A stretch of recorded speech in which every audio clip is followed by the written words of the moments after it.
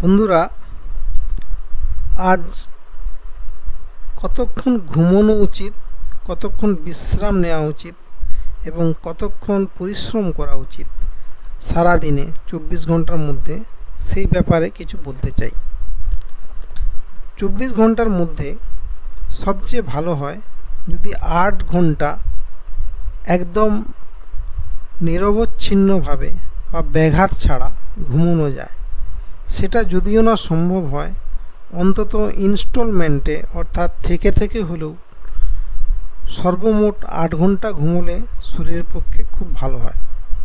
বয়সের সাথে সাথে ঘুমের পরিমাণ কমতে থাকে, তখন চেষ্টা করবেন যে দুপুরে কিছুক্ষণ, রাতে কিছুক্ষণ, এইভাবে করে টোটাল 7 থেকে 8 ঘন্টা ঘুমিয়ে নিতে। বাকি থাকে 16 ঘন্টা। 16 ঘন্টার মধ্যে আপনারা 8 ঘন্টা অবশ্যই ভারী থেকে অতি ভারী পরিশ্রমের মধ্যে কাটাতে হবে। যে কোনো সুস্থ মানুষের জন্য আমি এই কথাটা বলছি। ভারী থেকে অতি ভারী মানে ঘন্টায় 100 থেকে 150 ক্যালোরি খরচ হবে এবং ঘাম হবে অল্প স্বল্প হলেও।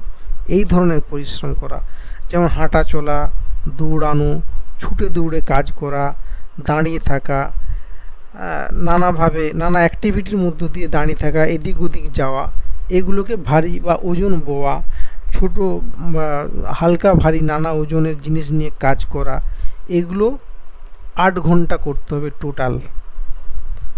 আর থাকছে 8 ঘন্টা। এই 8 ঘন্টা আপনাদের স্বল্প থেকে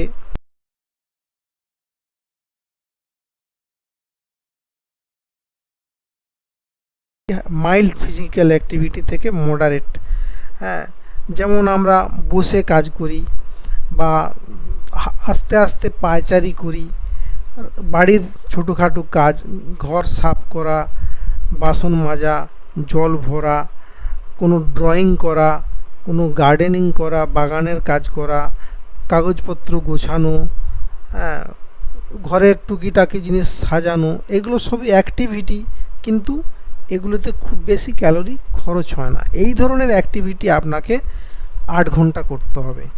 এর মাঝে আপনি হালকা বিশ্রাম নিতে পারেন, যেগুলো কিন্তু ঘুম না।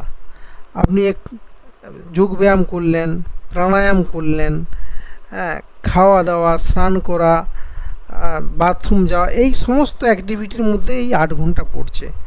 তাহলে আজকে এই বলেই শেষ করছি যে 24 ঘন্টার মধ্যে 8 ঘন্টা অতি সক্রিয়, 8 ঘন্টা নিদ্রা এবং 8 ঘন্টা অল্প থেকে মাঝারি সক্রিয়তা দেখাতে হবে শরীর সম্পূর্ণ ভালোভাবে রাখার জন্য, সম্পূর্ণ সুস্থ থাকার জন্য। ধন্যবাদ।